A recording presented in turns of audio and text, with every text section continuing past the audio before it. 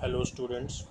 Today we are going to discuss one practical question from ratio analysis, and today we will focus on profitability ratio.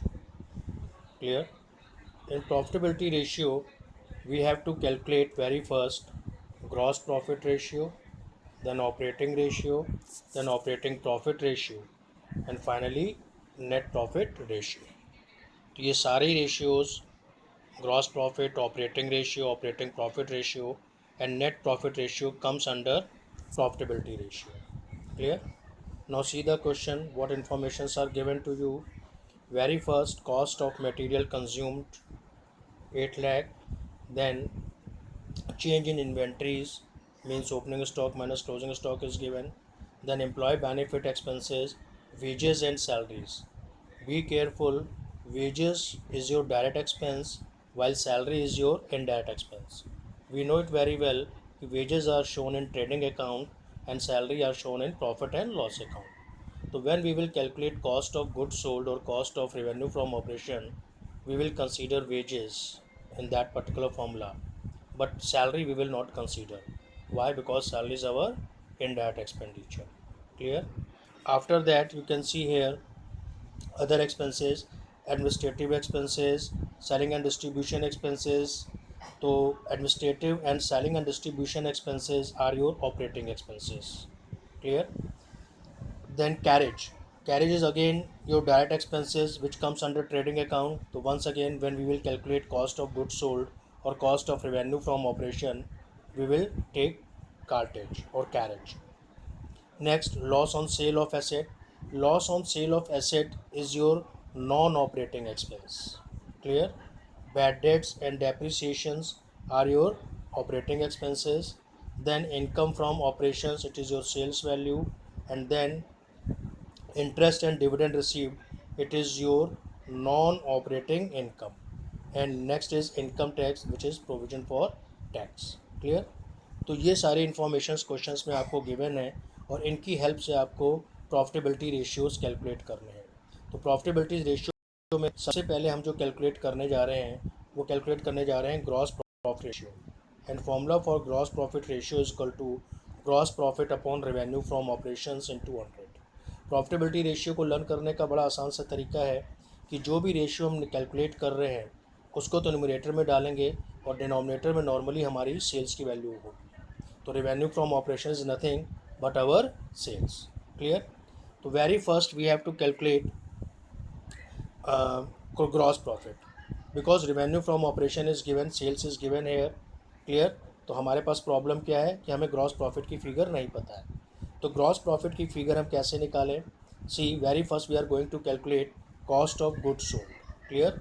Cost of goods sold का formula आपको पहले से ही पता है.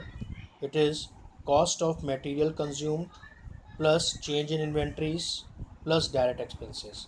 और यहाँ पे हमें डायरेक्ट एक्सपेंसेस में वेजेस और कैरेज दोनों को कंसीडर करना होगा. Clear? Change in inventories means opening stock minus closing stock. तो नॉर्मली हम लोग जो फॉर्मूला करते थे क्या करते थे उसमें opening stock plus purchases, net purchases plus direct expenses minus closing stock. Here purchase की जगह हम क्या फिगर यूज़ कर रहे हैं? Cost of material consumed. Clear students? See, now one by one we will put the value in this cost of goods sold. Cost of material consumed. Cost of material consumed, it is given here 8 lakh. Clear? Then change in inventories, it is also given 70,000. Then direct expenses, we will calculate only, we will take only wages 1,10,000 and plus carriage. Carriage is your 10,000. Clear? तो ये सारी figures को जब हम इस फॉर्मूले में डालेंगे तो we will get cost of goods sold. How? See here. For cost of goods sold you can see here we are putting the values here and we are getting cost of goods sold. How much it is coming?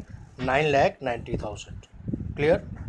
After that we have to calculate gross profit क्योंकि हमारे फॉर्मूले की requirement क्या है कि हमें gross profit calculate करना है.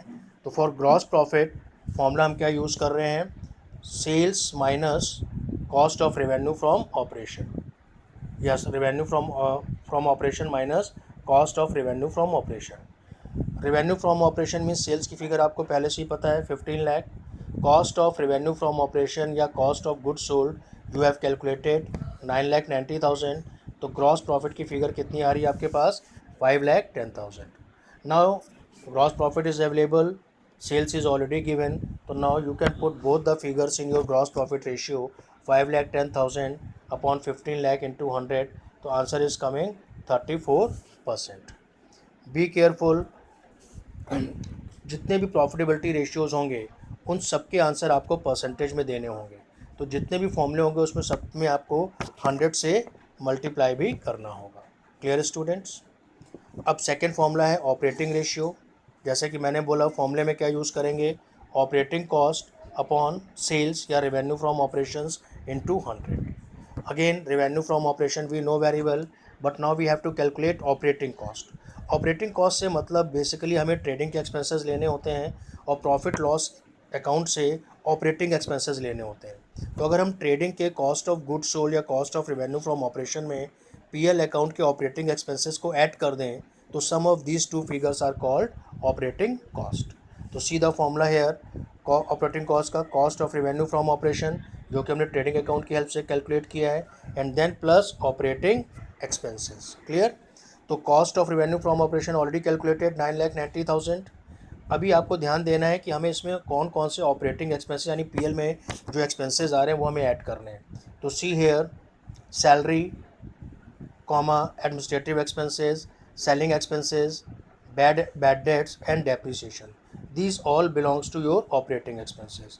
So what we did here, we have added all operating expenses and total operating cost is coming 12,30,000. Clear.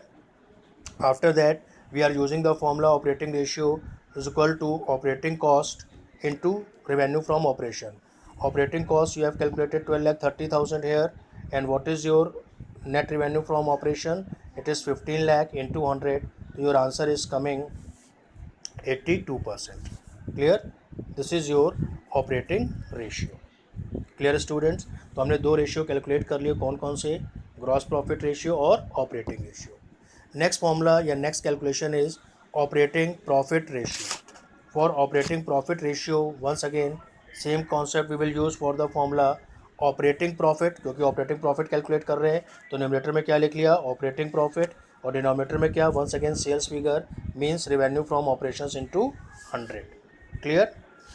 Again operating profit कैसे कैलकुलेट करें, तो रेवेन्यू फ्रॉम ऑपरेशन यानी सेल्स की फिगर हमारे पास है. अगर इस सेल्स की फिगर से हम ऑपरेटिंग कॉस्ट को माइनस कर दें तो हमें क्या मिल जाएगा operating profit. Clear. See here revenue from operations given 15 lakh, operating cost you have calculated 12,30,000. तो answer is coming for operating profit 2,70,000. Now we can put these figures in our main formula operating profit ratio which is 2,70,000 upon 15 lakh into 100. So answer is coming 18%. Clear students. Now last ratio which is net profit ratio. Net profit ratio का formula net profit upon revenue from operations into 100. अब problem आई कि net profit कैसे calculate किया जाए. तो net profit के लिए देखिए फॉर्मूला रेवेन्यू फ्रॉम ऑपरेशंस यानी सेल्स ले लिया minus operating cost plus non operating expenses. Clear. And plus non operating income. यानी क्या कर रहे हैं हम लोग सेल्स में से ऑपरेटिंग कॉस्ट को माइनस कर रहे हैं और क्या माइनस कर रहे हैं नॉन ऑपरेटिंग एक्सपेंसेस को माइनस कर रहे हैं और क्या चीज़ ऐड कर रहे हैं नॉन ऑपरेटिंग इनकम को ऐड कर रहे हैं. क्लियर. तो see here revenue from operation it is 15 lakh. Clear. Operating cost आपने पहले ही कैलकुलेट कर रखी थी कितनी 12,30,000. एंड देन आपके नॉन ऑपरेटिंग एक्सपेंसेस यानी loss on sale of fixed asset it is 40,000 and provision for tax it is 80,000. And then minus करेंगे हमें क्या इसमें प्लस क्या करेंगे non operating income interest and dividend receive which is 75,000. तो final answer will come 2,25,000. तो net profit ratio में formula figure डाल देंगे 2,25,000 upon 15 lakh into 100. Your final answer will come 15%. Clear student? That's all. Thank you.